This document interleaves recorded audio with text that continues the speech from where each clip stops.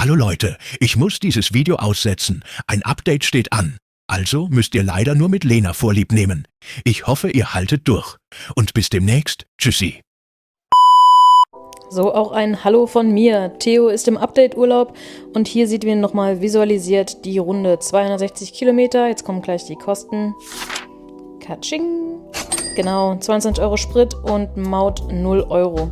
Ich bin auch nur fast am Meer her. Also die Route, die ihr seht, ist jetzt natürlich nicht 1:1, aber ich bin fast nur am Meer her und es war wirklich wunderschön und ganz entspannt.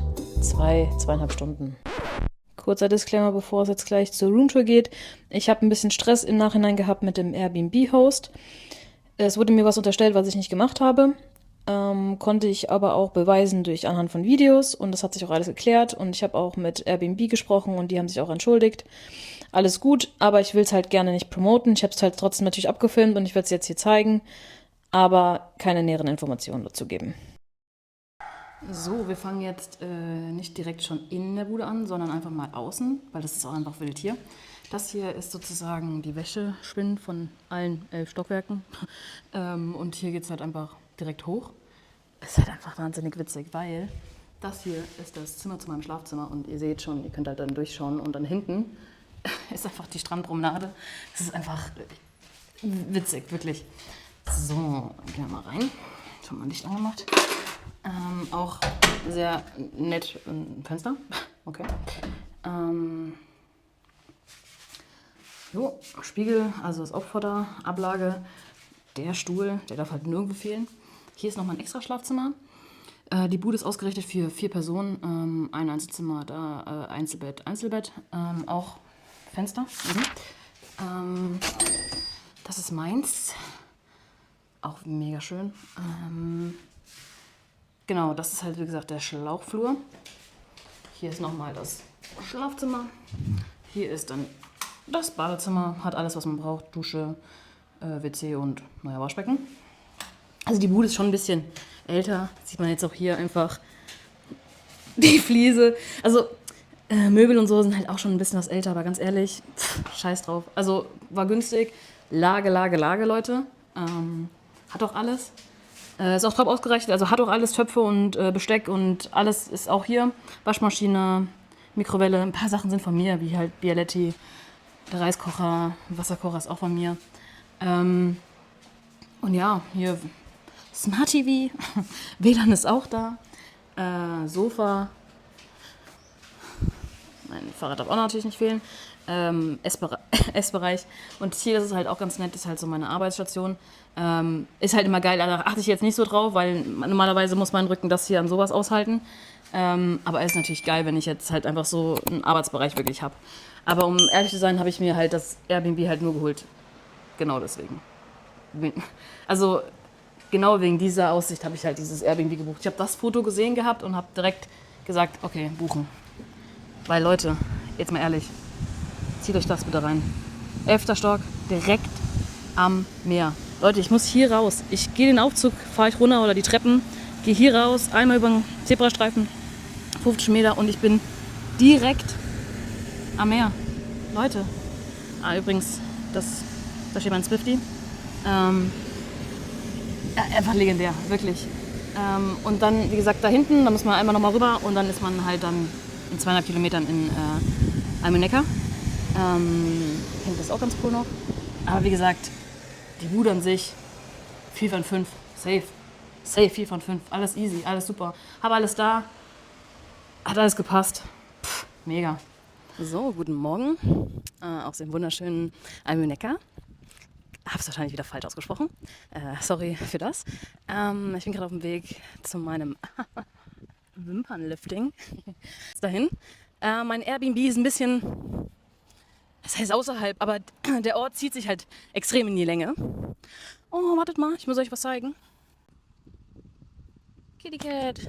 Hier sind ganz viele Streuner unterwegs, richtig süß, aber die haben halt alle ein bisschen Angst, das ist ein bisschen doof. Ich setze mich gerade mal hin. Genau, also ich gehe zum Wimpernlifting. Wie gesagt, mein Airbnb ist so 2,5 Kilometer vom Ortskern entfernt. Macht mir halt nichts aus, weil ich halt ja so 10.000 Schritte gehen will, deswegen passt das halt für mich. Ich zeige euch mal ein bisschen so Strand und Promenade. Also das ist halt der Weg, logisch. Und da hinten, also hier, ist halt dann sozusagen der Altstadtkern.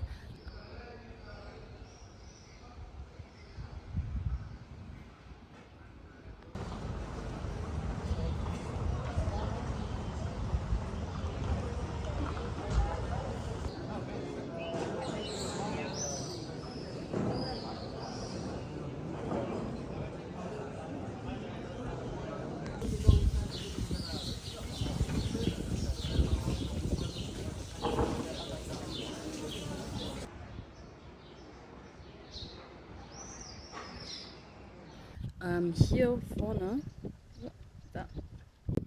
ist eine ziemlich super geile Aussichtsplattform. Das können wir halt auch mal zeigen. Also das zeige ich euch dann mal später oder ich blende das euch mal ein.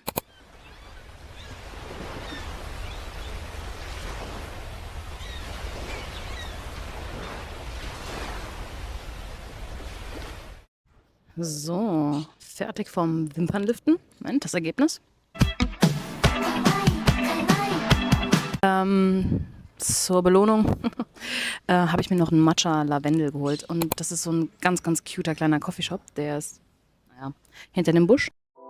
Und ungelogen, ich war mindestens jeden zweiten bis dritten Tag dort und habe mir meinen Matcha oder Iced Latte geholt. Die machen so geilen Kaffee, wirklich. Auch Mischgetränke, Smoothies, kriegt ihr alle da. Richtig fairer Preis und auch kein Aufpreis, wenn ihr irgendwie Hafermilch, so wie ich zum Beispiel, halt trinke.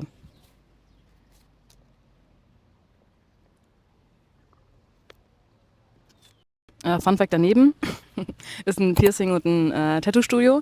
Ich kann jetzt nur berichten vom Piercing, weil ich habe mir hier so ein zweites Ohrloch gestochen. Mega professionell. Sie hat auch alles erklärt, so Aftercare und so, obwohl wir halt natürlich kommunikationsmäßig jetzt nicht so drauf haben, aber mega, mega professionell. Und dann noch ein Stückchen weiter ist ein Keramikshop. Da kann man halt Keramik bemalen oder halt auch sogar selbst halt machen, erstellen. Ich habe bemalt. Mega geiles Ergebnis. Das blende ich euch jetzt hier auch noch ein.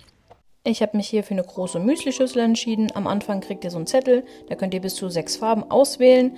Das wird dann in so eine Palette gepackt und ihr könnt aber auch noch Nachschub kriegen, das ist gar kein Problem. Ich habe hier mit Klebeband zum Beispiel so ein Muster geklebt, dann getupft und dann halt abgezogen. Kosten jetzt hierfür waren so circa 17 Euro, also nicht circa, sondern 17 Euro. Ich habe noch eine kleine Müslischüssel dann später noch gemacht, die hat auch 17 Euro gekostet. Aber absolut fairer Preis, also es wird dann gebrannt und dann könnt ihr das so in 10 Werktagen abholen. Jo, ich war noch beim Bäcker, auch blende ich euch auch nochmal hier ein. Auch mega geil, wirklich super, super. Alles, was ihr da holt, alles ist super geil. Was meine Ausbeute ist heute, zeige ich euch dann später. Ich bin euch ehrlich, da war ich jetzt auch nicht 2-3 Mal nur. Und ihr seht hier, alles. Es schmeckt wirklich alles gut. Die haben auch immer also die haben nicht immer die gleiche Auswahl. Und auch an so Milchreis zum Beispiel war jetzt da, haben die auch sonst nicht immer. Also die haben auch immer mal wechselndes Sortiment. Auch Brot und so, wahnsinnig lecker. Wie gesagt, alles könnt ihr da kaufen.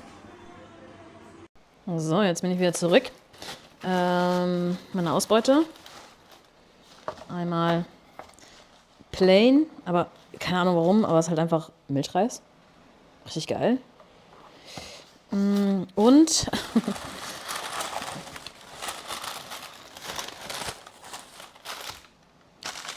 ob der Brownie ein bisschen butterig ist? I doubt it. Und das ist halt auch so cute. Da sind überall so immer so irgendwelche Hundesticker drauf. Richtig cute. So, hier ist das Prachtexemplar.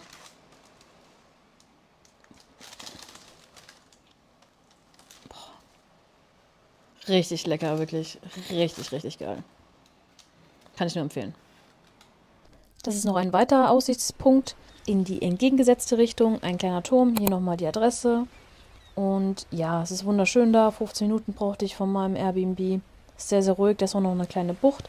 Da kann man halt echt schön sich auch hinsetzen. Da sind 2 Cafés oder 2 Restaurants.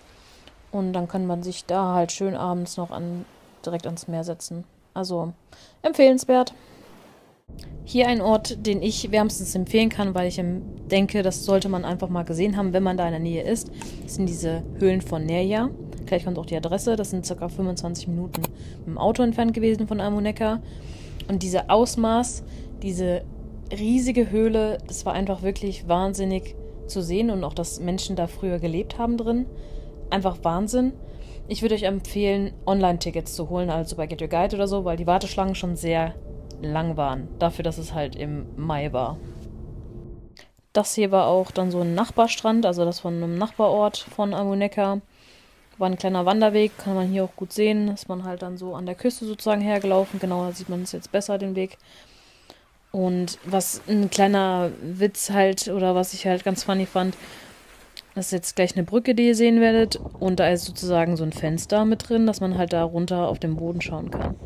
Fand ich einfach nur sehr witzig. Also für Leute, die vielleicht Höhenangst haben, ist es jetzt vielleicht nichts. Aber ja, das war schon ganz witzig.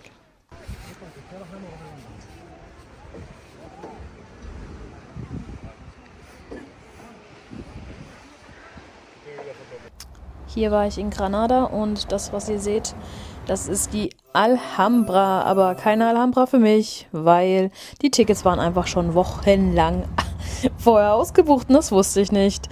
Naja, beim nächsten Mal. Und hier noch ein bisschen Live-Musik.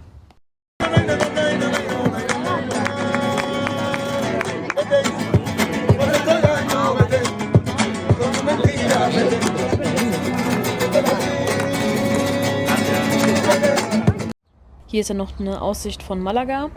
In Malaga und in Granada habe ich jetzt nicht so viel gefilmt, einfach weil ich auch die Zeit so ein bisschen genießen wollte. Jeweils eine Stunde von Almuneca entfernt mit dem Auto oder halt auch sogar mit dem Bus. Kann man auch gut mit dem Bus fahren. Also ist sehr, sehr, sehr schön. Ich kann nur sagen, Andalusien hat mein Herz dann doch schon irgendwie gewonnen. Leute, was meint ihr? Denkt ihr das hier alles? Und noch ein bisschen hier die Gewürze und so. Passen hier in diese Kiste rein? Ja, oder?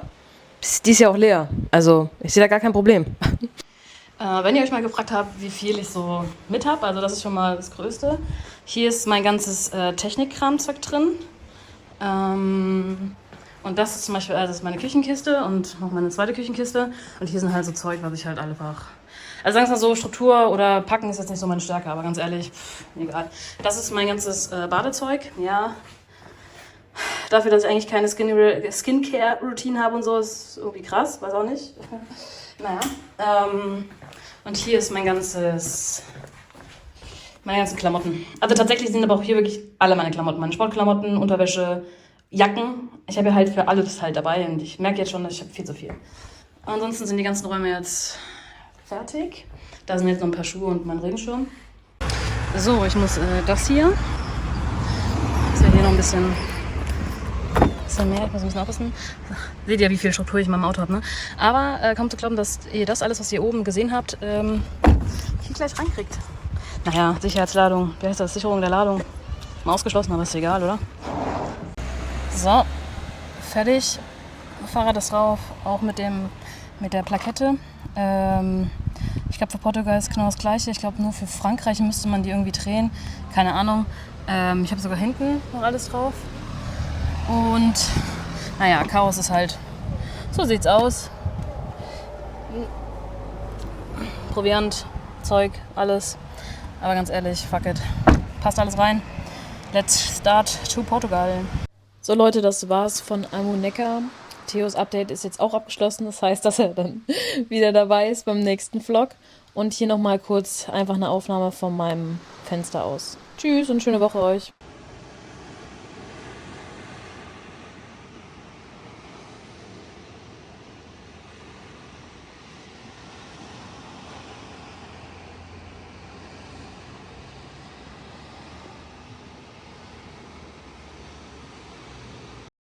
So, Update abgeschlossen. Und nun könnt ihr euch wieder auf meine Gesellschaft freuen.